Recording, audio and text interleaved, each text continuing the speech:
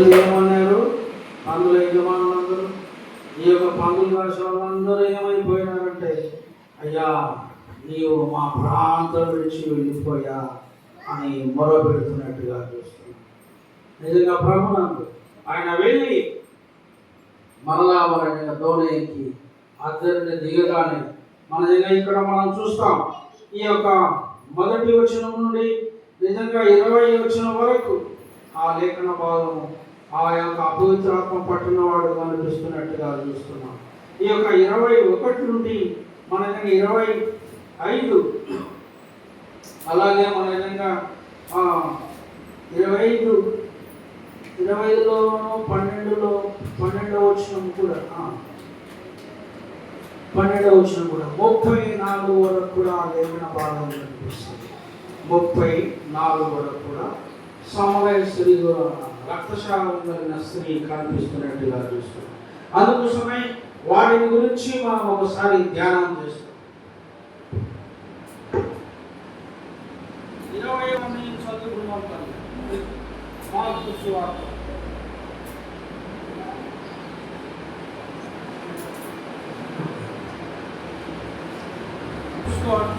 మనము చదువుకున్నప్పుడు తెలుస్తున్నట్టుగా యేసు ప్రభు దోణికి ఏమంటున్నాడు? అద్దరికి వెళ్ళినప్పుడు మన బహు సమూహము ఆయనకు కూడి వచ్చింది. ఆయన సముద్ర తీరమున ఉండగా సమాజ మందిరపు అధికారి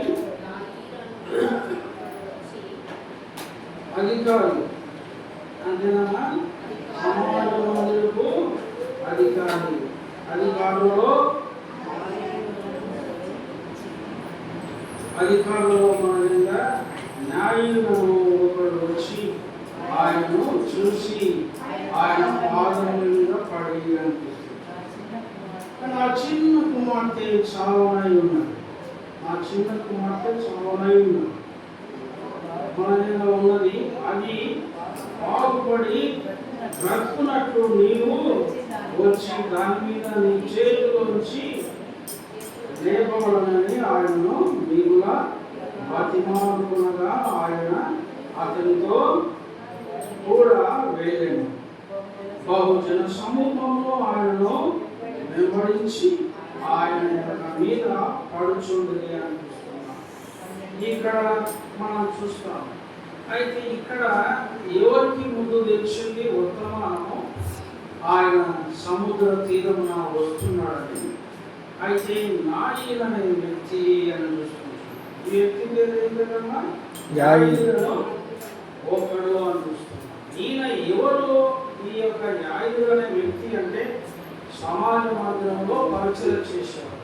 అందుకోసమే యేసు ప్రభు రాకను గుర్తించాడు. నిజంగా యేసు ప్రభు రాకను గుర్తించి ఏం చేశాడు? ముందుగా ఆయన సన్నిధికి వెళ్ళాడు. వెళ్ళి మన కొన్నిసార్లు మన గ్రామానికి, మన ఇంటికి, మన ఊరికి ఒక దైవికం, ఒక సువార్త వచ్చిందంటే ఇప్పుడు చెప్పిన గిడ్డారెడ్డి మరి మా నాయన గురించి గిడ్డారెడ్డి స్నేహితుడు కర్నూలులో ఉన్నాడు. ఆయన ఏమనంటే మన నిజంగా ఆయన కూడా పెద్ద సోదరుడు. వాళ్ళ యొక్క బంధుత్వము మా పాపదాసురుడు ఉన్నాడు కదా, ఆ యొక్క బంధుత్వం ఏర్పడింది. విజయనాథరావు మన గిడ్డారెడ్డికి విజయనాథరావు వ్యక్తి ఆ యొక్క వైఎస్ రాజశేఖరుడు చిన్న కూతురు మన దగ్గర వారి తమ్ముడికి ఇవ్వబడింది. ఆయన పేరు భగవాన్ దాస్. పోస్టల్ డిపార్ట్మెంట్లో పెద్ద పోస్టు, ఆల్ ఇండియా పోస్టల్ డిపార్ట్మెంట్లో భగవాన్ దాస్ వైఎస్ రాజశేఖరుడి బామాడి అతడు మనవాడు. పోస్టల్ డిపార్ట్మెంట్లో మన దగ్గర ఆల్ ఇండియా పోస్టల్ డిపార్ట్మెంట్లో పేరు భగవాన్ ఆయన యొక్క స్నేహితుడు, అంటే వారి యొక్క అన్న, మన గిడ్డారెడ్డికి స్నేహితుడు. ఆయన కర్నూలులో ఒకసారి కలిసి నిజంగా చెప్పాడంట, విజయనాథరావు చెప్పండి సార్, చెప్పండి బ్రదర్ అంటే ఆయన చెప్పాడంట, విజయనాథరావు నేను చాలామంది చూసిన పాస్టర్లు చర్చలు, అయితే మా ఊళ్ళో ఒక సేవకుడు ఉన్నాడు. ఆ యొక్క సేవకుడు మనకైనా వచ్చిన తర్వాత మా ఊళ్ళో ఏమైంది, దొంగతనాలు కొంచెం బంద్ అయినాయి. విజయనాథరావు అన్నాడు, అటనా సార్ మంచిది. అయితే ఇంకా వాటిలో ఉంటున్న కొన్ని లోపాలు కూడా బంద్ అయినాయి. కాకపోతే కూడా కొందరు చర్చికి వెళ్తున్నారు విజయనాథరావు అన్నాడు. తర్వాత విజయనాథరావు అనే అల్లుల్లో ఎవరున్నారా సేవకుడు పాస్టర్ అంటే మీ మార్కు సార్ ఉన్నాడు. అరే అతని గురించి సాక్ష్యం, మంచి సాక్ష్యం వచ్చింది. ఆ ఊళ్ళో గుండాయుద్ధం కొంచెం తక్కువైందంట, అల్లరి తక్కువైనాయంట అని చెప్పినట్టుగా ఇది దైవికం. అందుకోసం మన నిజంగా ఈ ఒక నిజంగా దైవికంలో ఉన్న ఒక వ్యక్తి ముందుగా ఎక్కడ వెళ్ళాడు, యేసు ప్రభు దగ్గరికి వెళ్ళాడు. అంతేనా? ఎక్కడికి వెళ్ళాడు? యేసు ప్రభు దగ్గరికి వెళ్ళాడు. యేసు ప్రభు దగ్గరికి వెళ్ళి ఎక్కడ తీసుకుని వచ్చినాడు, తన ఇంటికి వస్తుండగా ఈ స్త్రీ ఎదురు పడుతున్నది. ఎవరినే? 12 సంవత్సరం నుండి రక్తస్రావంతో బాధపడుతున్న స్త్రీ. నిజంగా లోకంలో మనం కూడా ఎట్లా ఉండాలంటే పాపిసము పర్లపాలు అని అన్నట్టుగా కాక దైవికంలో వినియోగించేదిగా, దైవికంలో కుటుంబానికి, ఇంటికి, తన బిడ్డలకు ఉపయోగపడే ఉపాధి ఎంతో అవసరం నాకు చూస్తుంది. అందుకోసంగా మన ఆయన తన ఇంటికి తీసుకుని వస్తుండగా బహుజన సమూహం ఆయన వెంబడించారు. ఎవరు తీసుకుని వస్తున్నారు? యాయిర్ అనే వ్యక్తి, సమాజ మందిరంలో పరిచయం చేసే వ్యక్తి. సమాజ మందిరంలో పరిచయం చేసే వ్యక్తులు ఎంతో దైవికాన్ని పొందుకుంటారు. మన దేవుని యొక్క బలము పొందుకుంటారు. యేసు ప్రభు మన వెంటనే చెప్పగా ఏమన్నాడు, పదండి పోదాం అని, ఇంటికి పోదాం పదండి అని యేసు ప్రభు కూడా చెప్పాడు. అయితే ఆ యొక్క యాయిరుకు ఏమున్నది, మంచి పేరు ఉన్నది. మనకెట్లా పేరు ఉందక, మనకెట్లా పేరు ఉన్నాయి, మనకి ఎట్లాంటి పేరు ఉన్నాయి, మన సాక్ష్యం ఎట్లా ఉన్నది అని తెలుసుకోవాలి. నిజంగా నమ్మకపోయినా మన మీద సాక్ష్యం. అయితే మన పాఠశం పర్లసం అని చెప్తే నిజంగా లోకంలో అందరూ చూడవచ్చు లోకంలో. అయితే నిజమైన మంచితనం కొంత మరుగుగా ఉంటుంది. నిజమైన మంచితనం ఎట్లా ఉంటుంది, కొంచెం మరుగుగానే ఉంటుంది. అయితే పవర్ఫుల్గా ఉంటుంది. ఎట్లా ఉంటుంది? పవర్, గాడ్ పవర్ మాదిరి ఉంటుంది. అయితే నిజంగా కొంత పవర్ బయట పడుతుంది చూడు, అది కలహాలు పుట్టించేదిగా, లేక ఐగుప్తు, లేక మనదని ఇప్పుడు మనం చూస్తున్నాం చూడండి, ఫిలిస్తీ, నిజంగా గాజా, నిజంగా అపవిత్రత, అది నిజంగా ఎంత విస్తరిస్తుందో అంతా మనలో వైపున్నారు. అందుకోసంగా మనం ఎట్లా ఉండాలంటే నిజమైన దైవికంలో ఉండి మనం నిజంగా ఎదుగుతాయి ఎంతో అవసరం.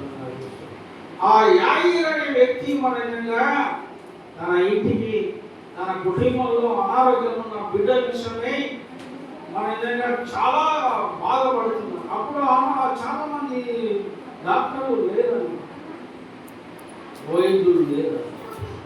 అయితే ఈ యొక్క 12 సంవత్సరం నుండి రోగి గల స్త్రీని చూస్తే ఆమె చాలా డబ్బున్నైనా కావచ్చు, ఆమె ఏం చేసింది, వైద్యుల దగ్గరికి వెళ్ళింది అని మనం చూస్తాం ఈ యొక్క వాక్యవాదం. అందుకోసం ఈ యొక్క విషయంలో మనం ఏం చూస్తున్నాము, అక్కడ మన నిజంగా యాయిరును మన నిజంగా ఒకడు వచ్చి ఆయనను చూసి ఆయన పాదములను పడి మన నా చిన్న కుమార్తె చావనై ఉన్నది, అది బాగుపడి బ్రతుకున్నట్లు వచ్చి దాని మీద నీ చేతులు ఉంచవలనని ఆయనను బ్రతిమాలు ఆయన వానితో కూడా వెళ్ళాను. బహుజన సమూహం వెంబడించి ఆయన మీద పడిచుండిరి.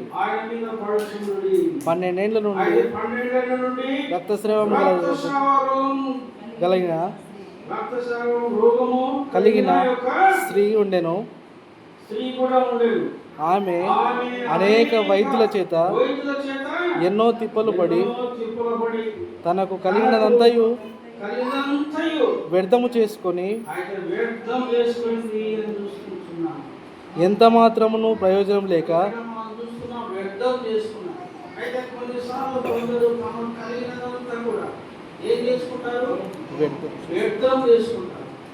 అయితే కొన్నిసార్లు మన వైద్యము వాడే విషయంలో కూడా దాన్ని వినియోగించే విషయంలో కూడా కొందరికి తెలియకుంటుంది. తెలియకనే మన దగ్గర ఈ డాక్టర్ చెప్పినది వినరు, ఈ వైద్యులు చెప్పినది వినరు. ఒకసారి మన దగ్గర ఇంకొక వైద్యుల దగ్గరికి పోతారు, ఇంకొకరి దగ్గరికి పోతారు.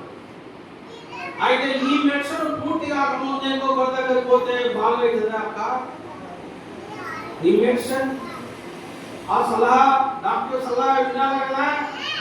ఇప్పుడు నేటి దినంలో నిజంగా దైవికంలో కూడా నిజ దైవికాన్ని ఎరియక మన నిజంగా మాకు స్వస్థత కావాలా, మేము ధనవంతులం కావాలా.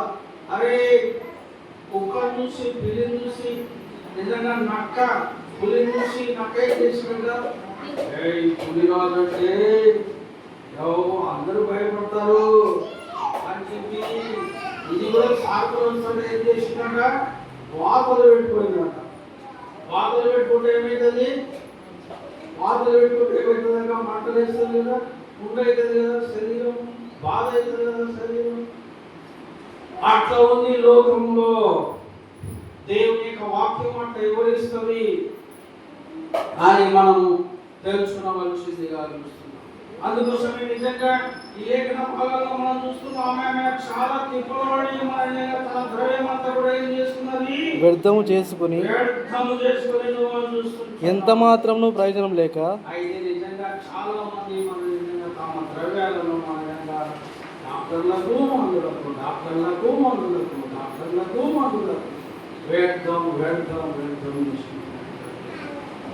అయితే ఉన్న రోగాన్ని క్లియర్గా తెలుసుకొని వాటి ప్రకారంగా మన దగ్గర వైద్యము క్రమంగా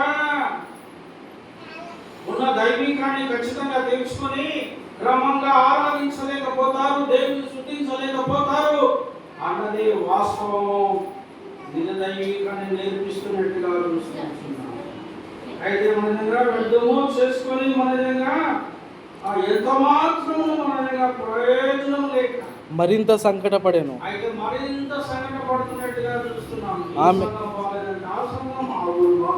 ఈ ఊరు మన దగ్గర ఎన్నో నిజంగా దేశాలు తిరిగే వారిని విశ్వాసాలను చూస్తాం మన లోకంలో. అక్కడే మన దగ్గర ఎంత మాత్రం కూడా మన దగ్గర ప్రయోజనం లేక నేటి దినాల్లో విశ్వాస జీవితంలో కూడా అలాంటి పరిస్థితి ఉన్నట్టుగా జ్ఞాపకం చేసుకున్నట్టుగా చూస్తున్నాం. ప్రయోజనం లేక మన దగ్గర మరింత సంకటము కలుగుతున్నట్టుగా చూస్తున్నాం. అయ్యో ఇప్పుడు ఏదో మన విధంగా అక్కడ పోతే బాగుంటుందని అనుకుంటుంది. కొన్నిసార్లు మన విధంగా ఈ నిజంగా విశ్వాసంలో ఎక్కువ ప్రార్థన చేసినారేమో. సాక్షులు దేవుడు దేవా మాకు సహాయం చేయదేవా అంటే ప్రభుత్వమే మారిందేమో. అయితే మారిందని ఉచిత బస్సు వచ్చింది, కానీ అయితే నెమ్మది కావాలి కదా, శాంతి కావాలి కదా, సమాధానం కావాలి కదా. అయితే ఎందుకు కొట్లాట జరుగుతున్నది? బస్సుల్లో ఎందుకు కొట్లాట జరుగుతున్నది? ప్రయాణం బాగానే కొనసాగుతున్నది కానీ చెప్పదు లేదు. అంతేనాక అంతేనమ్మా అక్కలు అంతేనా? నిజంగా దేవుడు అయ్యో దేవానికి చదువు విడిచిపెట్టొచ్చిన బాబు సేవలకు చాలా ఇబ్బంది అవుతుందంటే అని ప్రార్థించాను. ఆయన ప్రార్థిస్తే దేవుడు